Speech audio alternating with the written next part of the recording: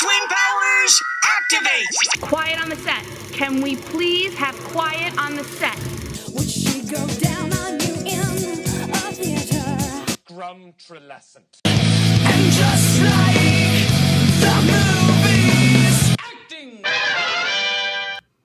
All right, welcome back, my podcast people, to another episode of Bud Light's Camera Action. This week, we have a review of the M. Night Shyamalan movie Glass, as well as our top 2 and bottom 2 M. Night Shyamalan movies of all time. I'm here, as always, with my partner, Anthony. And I'm here with a Bud Light. Ooh, branding. Branded. So, this movie is, a lot more difficult to understand if you've never seen the first 2 movies. I haven't seen the first 2 movies. And that is wonderful because I have seen the first 2. So you'll get a different perspective on how this movie is supposed to look if you, have done your research. I haven't, and I'm kind of glad that I didn't, because I went in completely blind, and guess what? I was M. Nighted. I was Shyamalan. Which one do you think we would use if you were hit by the twist? Are you M. Nighted or are you Shyamalan? You were Shyamalan. Shyamalama ding dong. So, all right, before we get into the review, let's go over the synopsis real quick. This one's super fast. So, security guard David Dunn uses his supernatural abilities to track Kevin Wendell Crumb, a disturbed man who has 24 personalities. That would make a lot more sense if you had seen Split. It's completely explained there. Also, what's the first one called? Unbreakable. Unbreakable. That would also help you because David Dunn is a character in that. Ant, your thoughts? Well, okay. I kind of knew what Split was all about just based off of the trailers. And I knew James McAvoy was in there being 24 crazy people. I just didn't know how it would relate. I did see one scene of Unbreakable. It was on the Sci-Fi Network. Okay, what scene was that? And it was the scene where Samuel Jackson falls down the stairs slowly and dramatically. Amazing scene when he screams at every stair that he hits. Yes. My first note about this movie was Superman punch him, Ronald. That was as soon as they started with that. And then because he said they bring in a Salt Bay joke. Did they really? When he says to go Salt Bay him. Oh my God, that's what he says. That's what he tells him when. I heard him say something, but I didn't know that's what it was. Which I didn't understand because someone broke into their house and he goes Salt Bay them. Does that mean you wanted to dribble salt onto the intruder? Yeah, sexually drizzle salt on him. That's a thing. So basically, David Dunn has been searching ever since Split. He's been searching for the man with the 24 personalities so that he can save cheerleaders, it seems like, because that's all he does. Saves cheerleaders from getting killed. He does petty or saves people from like little things. Yeah. Right? But he's not like a counter-terrorist. No, it's mostly small stuff, but now he's kind of branching off into stopping murders. Yeah. Which is a huge step. Yeah, it's only taken him 19 years. Well, yeah, so that's the other thing. So it's been 19 years, and now David Dunn, the Overwatcher, is that what they were calling? Overseer. The Tiptoer. The Tiptoer. Don't ever call him the Tiptoer. But they know, so David Dunn is known in this universe now, and he's working with his son in order to kind of stop crimes like a superhero. There's a lot of kind of callbacks, subtle callbacks to Split. With there were newspaper the internet. Right. They had the girl that the Beast let go, Casey, who comes back. There were also 4 teens abducted, which I thought was going to be like the climax of the movie, where the Beast and Dunn ended up fighting, but it happens right away, like 15 minutes into the movie. Yeah, he gets them almost immediately. Yeah, he figures out where he's at. So you don't know who Hedwig is, do you? No, I think we got maybe 2 seconds of Hedwig. Oh no. So Hedwig is the little boy. Oh, that's his name? That's- I was wondering yes. what his name was as the little boy. It was Hedwig. He's my favorite character. He Yeah. was the best in Split, and he's definitely the best in Glass as well. Right. McAvoy does a really good Jamie Kennedy impression to do Hedwig, I think. Yeah, but what's up with that? Yeah, what's going on with that? So he's perpetually 9 years old. Yeah. And dude, that character is so fucking funny. Like when he dances. When he throughout was on the movie. when he was on the roller skates, Yes. I was dying laughing. And the Patricia part is funny to me too. Yeah, I mean James McAvoy throughout the whole movie, I think he ends up doing. I read that they had to cut 3 different personalities, so he ends up doing around like 20 different characters. That's which is so crazy. insane. Well, you see it in the credits, all the names of Yes. every personality that he has, and And it's really crazy. He does it in a lot of scenes back to back, which is wild. That like to go from one character to the next, Right. and then switch to like a third and fourth. But I guess my biggest takeaway from it, I liked this movie, but my biggest takeaway from it was that James McAvoy really killed it. Right, yeah. And I mean, well, you said you saw Split. Was he like just as impressive in Split? I'm sure, right? He was, but it was a lot less characters. He Okay. did Patricia, Hedwig, and I forget what the guy's name is. The kind of alpha male, the one Okay. like the southern guy who Luke? No, I don't know if it was Luke. I think it was Luke. Dennis. It was Dennis. Oh, Dennis. Yeah. Luke. I don't know where that came from. I don't either. Just a random white guy name. So there is a insanely gratuitous M. Night Shyamalan cameo in this movie. Oh, yeah. Yeah, it was a little long. He gave himself a lot of fucking screen time. Yeah. I didn't appreciate it because I'm not a huge M. Night Shyamalan fan. Do you think that he reprised a cameo character from Unbreakable? Was that guy in?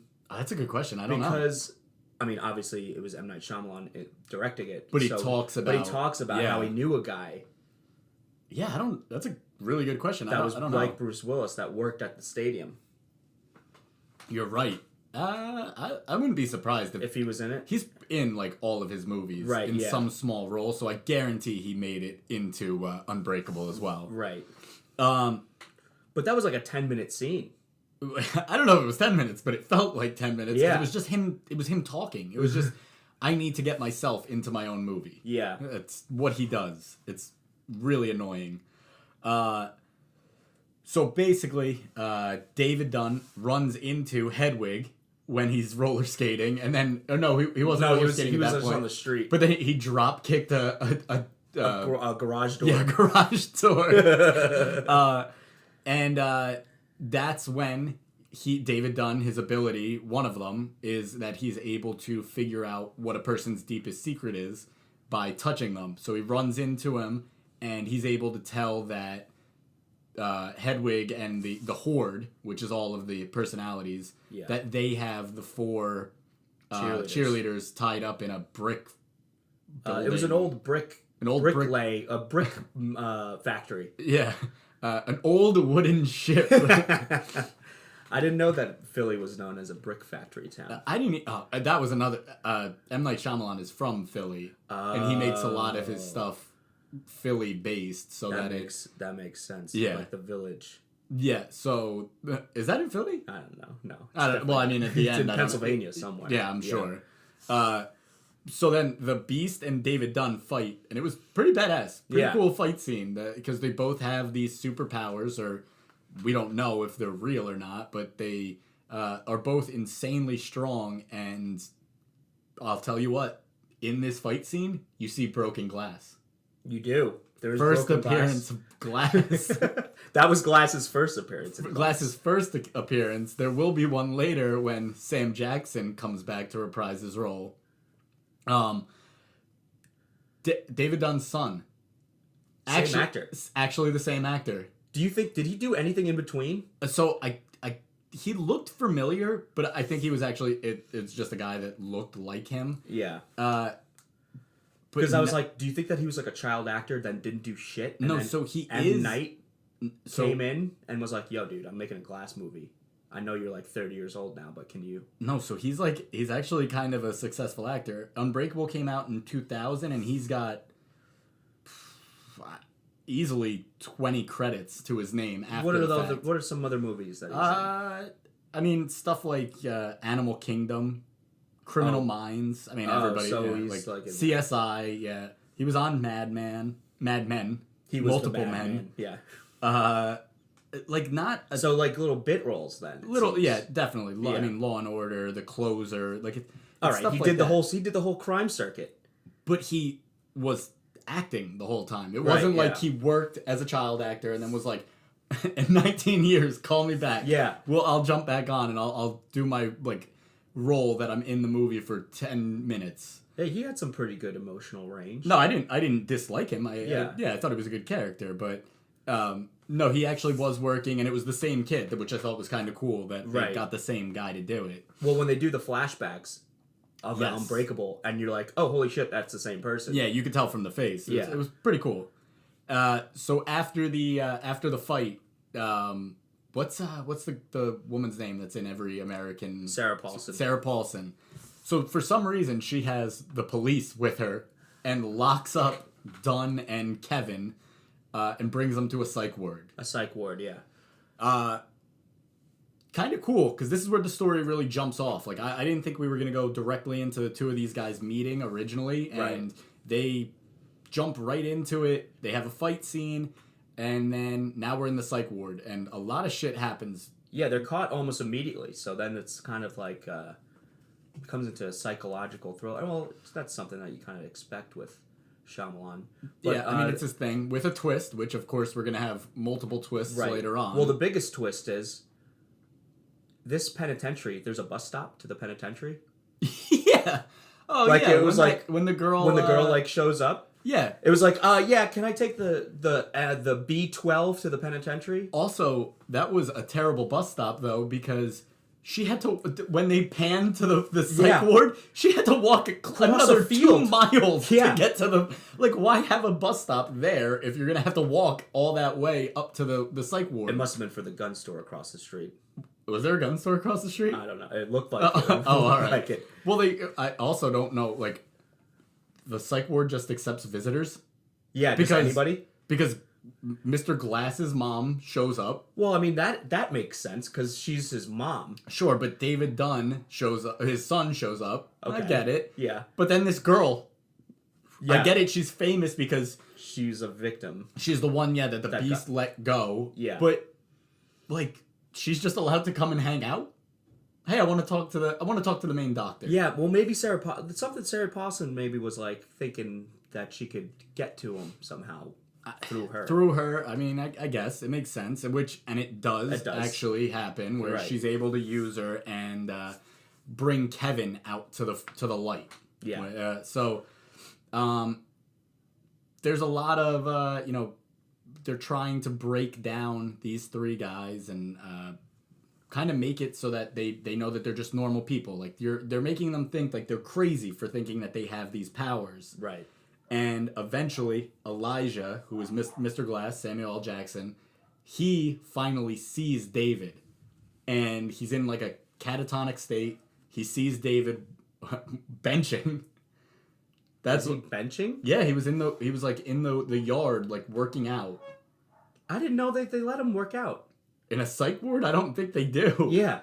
But he sees him benching and he smiles. So you're yeah, like, so what's going going on? on What's here? going on here with Sammy Jackson? Yeah, Samuel L. Jackson doesn't say a word till, like, the 3rd act. No, it takes a long time for him Which is great. to do anything. He's just getting rolled around in a wheelchair for Yeah. half the movie, maybe 3/4 of the movie. So is that the effects of that scene that I described of him falling down the stairs, or does he repair himself? No, I believe that was what it is. It's from the events of Unbreakable, but there was also kind of a cool thing that I read where there's a scene in a Batman comic that the Joker is catatonic, like he hasn't been talking. It's like later on, and Batman is retired.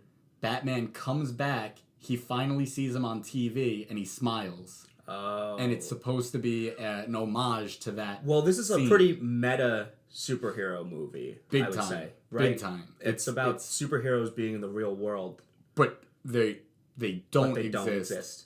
But they do if you believe in yourself, which is really, I'm not even That's joking. really That positive. is literally what, if you believe that you actually have your powers, Right. your powers will actually manifest. Well, we probably should describe that Samuel Jackson has a disorder where his bones break at touch. That's an actual disorder. It's real. Yeah. There's a name for it. I don't know the name off the top of my head, obviously. Because What are you? You're not a doctor? No. Well, I do not know. Hold on. I think I can find it. But yeah, so there's a lot of alluding to that that disease with Samuel Jackson being easily broken, and later on in the movie, he gets kicked in the chest. Yeah. And I laughed so hard because I knew immediately that is probably going to just destroy him. Yeah. Yeah. Well, that's twist number 1. Yeah, that he gets every rib broken. So like we said, the therapist is trying to get these 3 characters to admit that they're not actually superheroes because there's another twist, but let's just get to that twist. So Sarah Paulson reveals later on in the movie. So we're just doing spoilers here now. Well, yeah, absolutely. Okay. I think we always do spoilers. Okay, yeah. She reveals that she actually works. sees dead people. Oh, now that's a good twist. And Haley Joel Osment he reprises his role. Yes.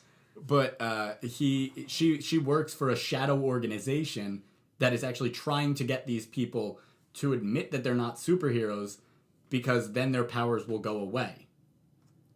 Well, they won't go away. They'll restore balance. They think it's unfair that people have these powers. Well, no. So I thought that the powers would go away if they didn't believe in them, and that's why. It's not. Spoiler alert again. It's not the Santa Claus. Well, the 3 main characters die because of it.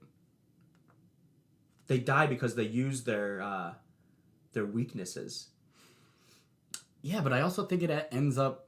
Yeah, I guess, but they would have been able to overcome those problems if they still believed that they were super. No, I don't know. I don't think so. Agree to disagree. I don't think that's what happens. Well, so we go back outside to Dunn's son, Yeah. who finds out something about Kevin's parents. We don't know what, but if you had seen Split, you would know that his mother beating him and being so abusive is actually what made Kevin have all of the 24 personalities. Yeah. So we find out that now David Dunn's son knows, and we also find Elijah, Mr. Glass, wheeling his way through. Yeah, he was doing a little jig too. He was like dancing about when he was wheeling. Samuel Jackson was amazing. Yeah, he's great. Do you know that Samuel Jackson is 70 years old? No. And the woman that played his mother, Well, I knew this. was 65. Is 65. Yes, he's older than his mother in this movie. Yeah. But holy shit, he's 70 years old? Yeah. He looks amazing. How many more years do you think he could pull off Nick Fury? He's 70. Oh, I think he looks great. I know. He looks amazing. What do you think? Another decade of Nick Fury we're gonna get? Well, I wouldn't be. Well, I mean, let's not open up a whole can of worms here, but I think they could start killing characters off, and I think Nick Fury could be one of them. Sure. Yeah, why not? Yeah. If he doesn't want to do it anymore, he would be a great character to kill. I think he wants to do it. Well, then let him keep doing it. Yeah. I'm game to let him keep doing it. He's great. Like I said, Elijah, he starts figuring out that there's something going on with Kevin's dad, just like David Dunn's son. And he goes to Kevin and he gives him a proposal. I want to start working with you. This is the bad guys teaming up. Yeah. Kind of cool where he starts going through all the personalities again. I love those scenes. There's multiple scenes where he just goes through, James McAvoy goes through a ton of different characters. And every time it's cool. It's good every time. The one when he was the Spanish gardener. Yes. Is hilarious. Yes. Yeah. Just like out of nowhere, just like starts breaking down into Spanish. Yeah. They end up killing guards at the ward, at the psych ward, and they're kind of being just very, blunt about killing people and trying to break out. And Elijah, that is, kind of goes over to Dunn's room or through the intercom, and he's telling him, like, I want you to break out. If you're really that super, I want you to break out, and I want you to come and stop us. So he wants comics to come to life. He wants to create superheroes. Which is, he already had, like, in Unbreakable, he, kind of fished out David Dunn by, creating this train accident, and now he wants to keep doing it further. I have a note here. So Elijah has a pimp-ass suit. Oh, and I don't know where he got it. That's from the original one. But do you think they just kept it in storage? Yeah, for they him? kept it in storage for him. Yeah. Oh, okay. And then when you see his mom's house, you see where he got his style from because it's the same color. The curtains are the same color as his suit. Yeah. So color actually plays a big part of this. That's a pimp ass purple suit. Oh my god, it was so badass. It looked like he looked like Willy Wonka. He kind of did. Gangster ass wheelchair bound Willy Wonka. Yeah, and then he had the diamond MG, Mr. Glass. Yes, that was pretty cool. That was pimp. Very cool. Because his cane breaks in Unbreakable. That's what I saw. Right, his glass cane. Yeah. When he slowly falls down every stair and breaks every bone in his body. So Kevin and Elijah, they stage their breakout. They get out into the outside world of the. Well, they're still on the grounds, but outside at least. Yeah. And that's, as we said before, it's still a 2-mile walk to the they bus. have a long way to go. And David finally just like beats the shit out of his steel door and gets out. Yeah. Once he's out, now the fight is on. This fight scene was more epic than the original. Yeah, definitely. And they just beat the shit out of each other. We called that the showdown. Good callback to the movie. The showdown. It was the showdown. So they just beat the shit out of each other. A bunch of cops, a bunch of security guards, and it was pretty badass. And every time that Kevin turns into the Beast, but if you haven't seen this movie, this could make the movie better. Kevin just has the most intense orgasm of his life, and that's how he turns into the Beast. Yeah. It's a lot of just like heavy panting and then screaming and like tightening of his neck and his muscles, and then... By the way, I didn't know McAvoy was that jacked.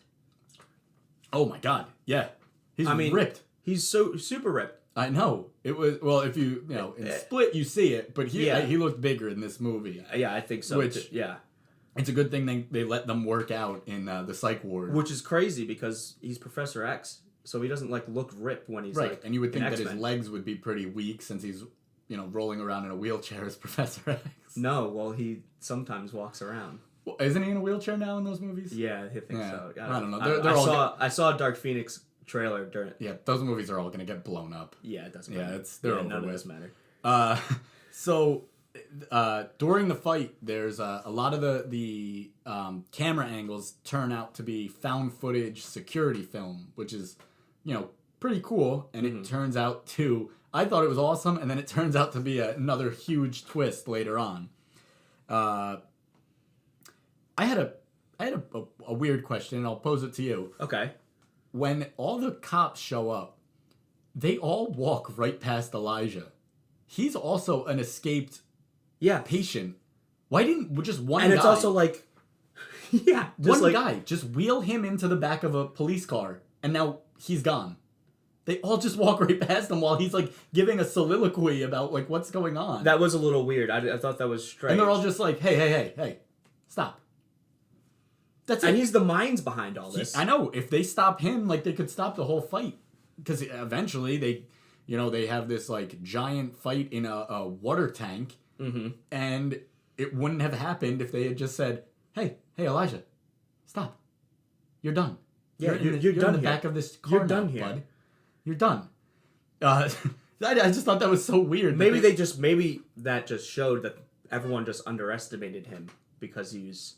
I guess so. Yeah, he's wheelchair bound. He's like weak. Like he couldn't fight. I guess, but if they all knew that he was in that psych ward for something, right? Yeah, true. Why not just put the psych ward prisoner back into his cell? They also had the terrible security guards that were there. Oh, horrible. Yeah, they all just let them, like, wander about, and they were stupid as shit. But, so like we said, awesome battle scene, like the two guys fighting, the showdown scene. And then there is a very M. Night Shyamalan twist. We're wrapping up the movie now, so of course we need an M. Night Shyamalan twist, which was that in Unbreakable, there is a huge train crash. What David Dunn and David Dunn's son and Elijah found out about Kevin was that his father was also on the train that David Dunn was on. So, connect the dots, Mr. Glass actually killed Kevin's father and put him into the arms of his abusive mother, and he created another superhero. Oh, man. M-nighted. Shyamalan. But the interesting part about that was when they showed him his dad on the train, he was reading a book about DID. Really? I didn't see that. The disorder that Kevin has. Okay. Do you think that he was reading it for himself because he had it and that's where he was going on the train? Or do you think he was reading it because Kevin was already showing signs of it? That's because a if good he question. already had it and he was like leaving to get treatment, I mean that could be a genetic thing that was passed on to Kevin. Right. What is that? Dissociative identity disorder? Yeah. Oh, wow, maybe you are a doctor. Holy hey. shit. Wow. Well, I still don't know and what that's the glass twist. Yeah. And that's the twist. Mike's actually a doctor.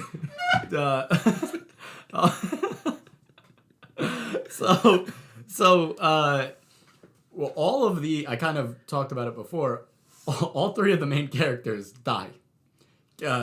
Elijah gets kicked in the chest, and he is legitimately made of glass. Yeah. He gets kicked in the chest by a man with super strength, and he dies because Kevin freaks out about the fact that he killed his father. David is essentially drowned. And then... his weakness is water. Yes. And then how does David die?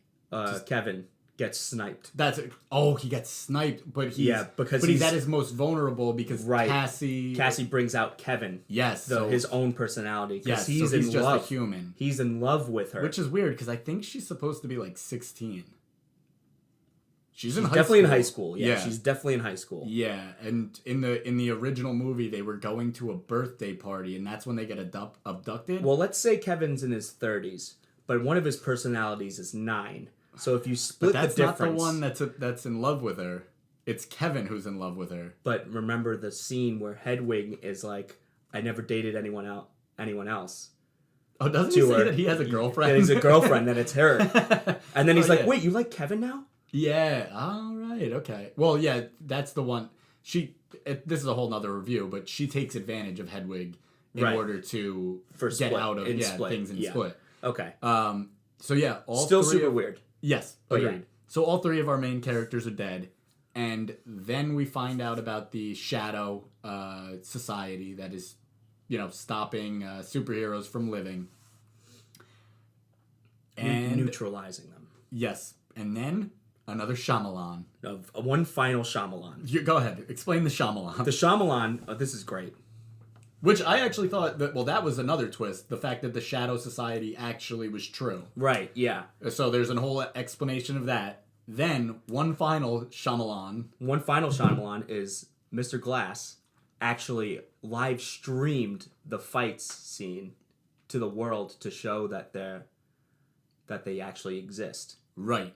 And it will also now let people with these superpowers know that they're coming for them. Yes. Not only that they're coming for them, but that their superpowers are real. Yes. And that if they continue believing in them and, continuing to have them grow, Elijah has now created a ton more superheroes. Right. I want this, little Unbreakable Glass universe to end here, though. Yeah, but it's not going to. I don't need to see a sequel from M. Night Shyamalan. I don't. Well, you just watched 2 sequels from M. Night Shyamalan. Well, Split was an unknown sequel. Okay. It was not a sequel in the beginning, but...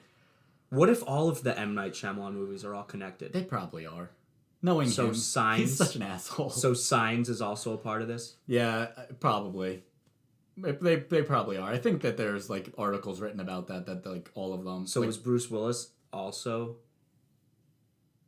dead. dead? So that's the ghost of him turns into Haley Joel Osment. That's a prequel. Wow.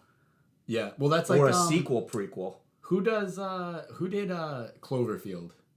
What's it? J.J. Abrams. J.J. Abrams. Yeah. All of his movies are within the same universe because there's like small little.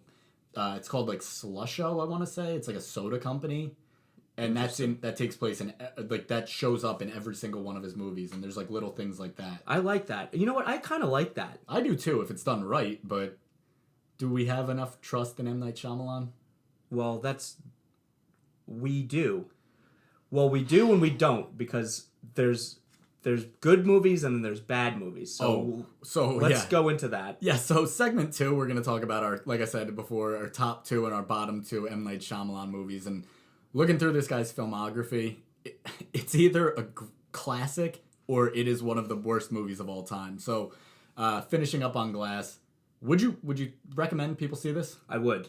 Yeah, I think I would too. And that's coming from somebody who's seen all 3 movies and then somebody who's just seen this movie, which is... I think it's good enough. It's good as a standalone. Like, they give you enough from... Yeah, they go back and they explain shit. Yeah. You definitely could just watch this movie, but if you're a fan of the other 2, it ties everything up neatly. I mean, I really liked this movie. It was interesting. Yeah. Well, Good. we just ruined the whole movie, but go see it. Well, see the movie first. I think we always... say that you should see the movie first and then listen to this. Oh, yeah, true. Yeah. So if you're listening to this right now and you haven't seen the movie, rewind, watch the movie, then listen to this again. Yeah. Yeah.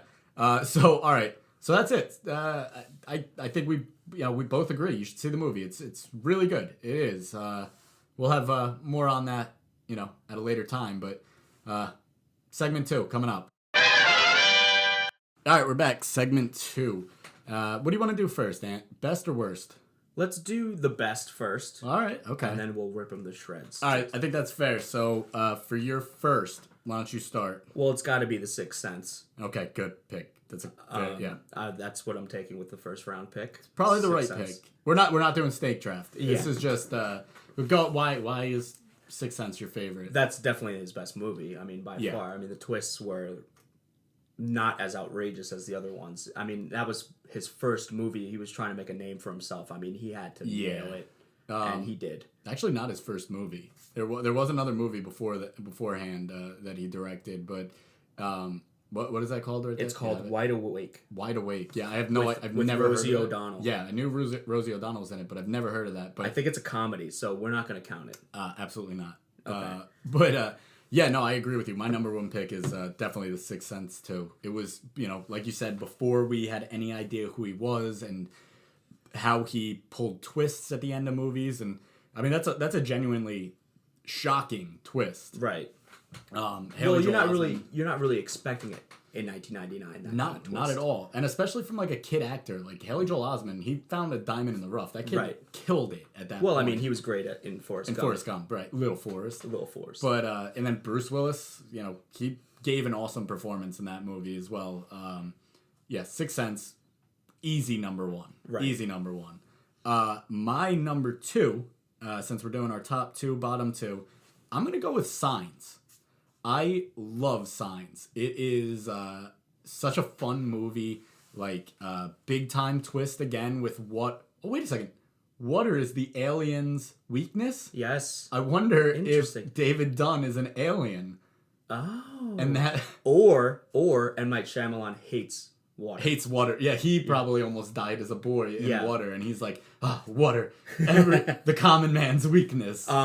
Yeah, I like Signs. I thought Signs was like super creepy and would freak me out as a believer in aliens myself. Yeah, me too, which is why I loved it so much. But then once they showed the aliens, I couldn't take it seriously. No, the aliens definitely left something to be desired. And that also took place in Pennsylvania. Yeah, and so did my second choice. Okay. And it's The Village. Okay. So Village is a great movie. Underrated movie. Yeah, I mean, it really is. Joaquin Phoenix is in Signs and The Village. Yep. He goes back to his guys a lot. Yeah, he goes back to the well very often. Yeah, but Bryce I Dallas really Howard is in multiple movies. Bryce Dallas Howard is in The Village as well. That was a super suspenseful movie to me though. That was awesome. Yeah, I mean the twist at the end was like that they're in the real world. Yeah, I liked it. It it didn't pay off for me. I would rank it a little lower on his movies, like because like I said, he either makes an amazing movie or just a terrible movie. I definitely liked the Village though. Quick shout out to The Visit. The Visit. Oh. Love that movie. Would you like to go into the oven to clean it? Go further. Go just a little further. That movie made me laugh so it's fucking so hard. funny. But here's a funny story. It's not really that Doesn't funny. the old lady shit her pants in it? Like bad? Oh yeah. Oh yeah. So Maureen went to see that movie in theaters. Shouts out Mo. Shout out Mo. And she said, this makes it even creepier. There was an old man that kept walking in and out of the theater. No, I don't like that. While she was watching it, and it freaked her out so much. So that would probably be like her top M. Night Shyamalan movie, just because I'm sure M. Night hired a bunch of old people. Just old to go in and out. To walk in and out. Like they were cosplaying Yeah. as olds. Yeah. My funny story about The Visit, my mom saw it with my sisters, and my Kelly texted me after they saw it, and she could not stop laughing because she said my mom screamed multiple times throughout the movie, and it was incredibly embarrassing. So shout out to moms too. Yeah. Good on you. So all right, our top two, both of us picked Signs, or I'm sorry, The Sixth Sense as the consensus number one. I had Signs. Ant has The Village. Now, this is where there's a lot more movies to pick from. Our bottom two. So bottom two, M. Night Shyamalan. This might be the worst movie I've ever seen. Why don't you go with the less worst one first? The less worst one, incredibly, is The Happening. Okay. All right, so go on with The Happening. The Happening is maybe the funniest horror movie I've ever seen. Mark Wahlberg has a horrific time during the movie. Plants? You're telling me that plants are killing the people? Why are they killing us? I mean, I don't know in what world did they think that Mark Wahlberg and John Leguizamo I know. would work well together. Zoe Deschanel, too, right? Yeah, Zoe Deschanel is also in it. Love her. She's great. We should just watch 500 Days of Summer and review that. No. Come on. I just got over that movie. No, I will never. It's been 10 years and I just got over it. No, I'll never. No, that one is so bad. No, it's a terrible movie. You know what? Bird Box. Yes. Is kind of a ripoff of The Happening. I've been seeing a lot of that. Now that I think about it, but like, obviously, like, The Happening made it so much worse. Like, the fucking lawnmower. Yeah. Oh, the lawnmower scene alone. I'm actually I like The Happening now. I like it's so bad that it's no, it's actually not. It's so bad that it's bad. It's so terrible. Bad. Yeah. That's a great pick. So my number two pick is The Last Airbender. The Last Airbender. It's my pick because it offended so many people. Shouts out Mo again. Yeah. It is so, like, it had good source material. I don't know if you've ever watched The Last Airbender. I've watched the first season, and it's cool as shit. Yeah, it's weird. Like, I'm not totally into it. But yeah, you're not an anime guy? That's okay. No, I'm not an anime guy. But I watched The Last Airbender, like, super late at night when I was on, like insomnia kick. And it's a cool, it's got a good background story. 4 nations with Aang, and all these people are, like, so into the background source material. This is actually the only thing I think he's ever directed that he hasn't written. Yes. Yeah. So he used other people's source material and he absolutely butchered it. So that's my number 2 pick just because of how many people he offended with that movie. Yeah. Well, he tried to make it his own, and it's just like, no, look, man, you could have done 4 movies of this. Dude, just go with what there's source like, you could have done, material. like, cool things, like, you could have done your own, like, trademark things, but like, don't change the story. No, and especially don't cast a white dude as an Asian person. Yeah. That's not great. No. Well, that'll get you a lot of hate online, which we're seeing a lot more of now. But yeah, just don't. If you're making a movie and it's got source material, why change it? Just go with that. You're gonna piss people off, M. Night. You fucking rube. Yeah. All right. Well, they're hopefully Last Airbender is redeemed because they are doing a live action Last Airbender. Yeah, I was told about that before recording, which is kind of cool. I think Netflix, I'll probably watch it. Yeah, I think Netflix won't fuck. No, they do a pretty good job. They put out anything, but well, not Holmes and Watson, but they put out anything. Yeah, besides they wouldn't that. buy that. Yeah. No. But do you think they would have bought this movie? Because this next movie is maybe the worst movie. So Anthony and I both time. agreed that Sixth Sense is the best movie that M. Night Shyamalan's ever done. And we both agree that this next movie is not only the worst movie that he's ever made, but maybe the most offensive movie ever made. Not like it wasn't from a racial standpoint or anything like that, but it is offensive that it was made and you know what this movie was. So Ant, go ahead. It is After Earth. Yeah. And here's a fun story about After Earth. When I saw After Earth, I was on a flight from Houston back to DC. So you were trapped on a plane watching this. But I've never seen a group of people come together so well.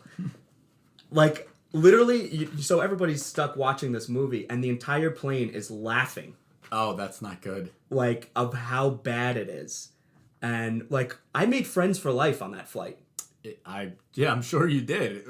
Nothing brings a group of people together like just hate. Hate towards a certain thing. It's a congealing thing. So After Earth, I read up a little bit about it last night. Will Smith said that it was like one of the worst things that he's ever done. He said that it was like excruciating to make the movie. Which, I mean, he was making a movie with his son. You would think that he would have fun with that. But here's the other thing. It was a huge bait and switch. Like, Will Smith was advertised as a main character of this movie. Yeah. And his dumbass laid beat up on a spaceship for the entire movie. Yeah. Like, it was really this was just about his son. Jaden Smith movie. Yeah. And Jaden Smith is widely accepted as a horrible thing. You didn't like The Karate Kid? I hate Jaden Smith. I hate everything about him. He's so annoying, man. Like, that guy, he's the fucking worst. How does Will Smith make such a bad kid? He's the man. Well, I don't know. Yeah, well, if you're describing a movie making experience as excruciating, and it was with your own son, it was either because of M. Night or your son. Probably both. Yeah, probably the combination of both. Yeah, so M. Night Shyamalan, he's either an amazing director or he is the absolute worst. Or he writes Stuart Little. Yeah. Do you ever think he got to ride in Stuart Little's car? Yes, definitely. Okay, well, thank you. That's segment 2. We'll be right back with the wrap-up, and we'll get out of here. Scrum-trelescent. All right, that's all for this week. Next week, we will be doing the Mads Mikkelsen first snow movie. We're going to be doing the Netflix movie Polar. It's about an assassin. Looks pretty cool. Ant, what do you have to say? I can't wait to see Vanessa Hudgens' golden screen return. She did a movie with we almost did it on this podcast one Tusk. time. Yeah, no. It was with like John Cusack or Nicolas Cage, one of them. But so this is the Glass episode. Join us next week when we do Polar with Mads Mikkelsen. Hit the fucking Stone Cold music. The following contest is scheduled for one fall. Making his way to the ring, hailing from Victoria, Texas, weighing in at 257 pounds, he is the World Wrestling Federation Champion, Stone Cold Steve Austin.